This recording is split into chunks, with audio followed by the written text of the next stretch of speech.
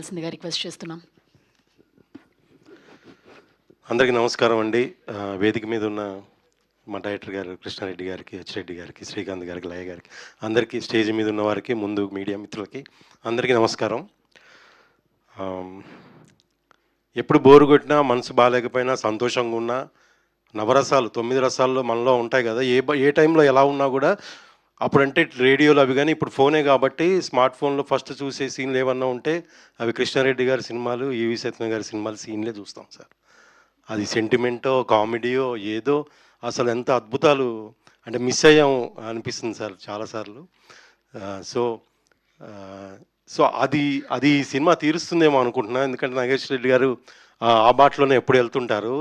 జనాలకి ఏది కావాలో కామెడీ, సెంటిమెంట్ అవి ఎప్పుడు మిస్ అవ్వకుండా చేస్తూ ఉంటారు. సో ఈ సినిమాతో అది తీరుతుందని అనుకుంటున్నాను.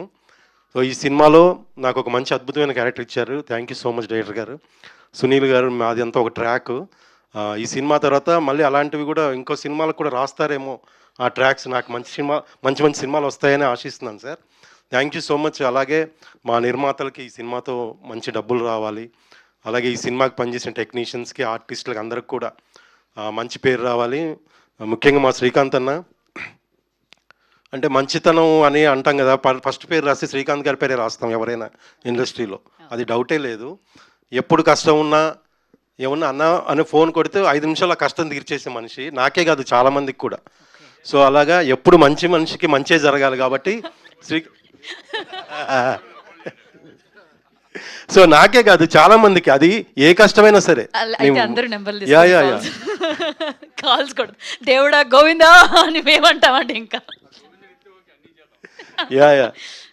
సో అలాగా ఈ సినిమా పెద్ద హిట్ అవ్వాలి, మళ్ళీ మా శ్రీకాంత్ అన్న మళ్ళీ హీరోగా బిజీగా చేస్తూనే ఉండాలి. సో థ్యాంక్ యూ అండి, thank you so much, one and all, love you all. Thank you sir.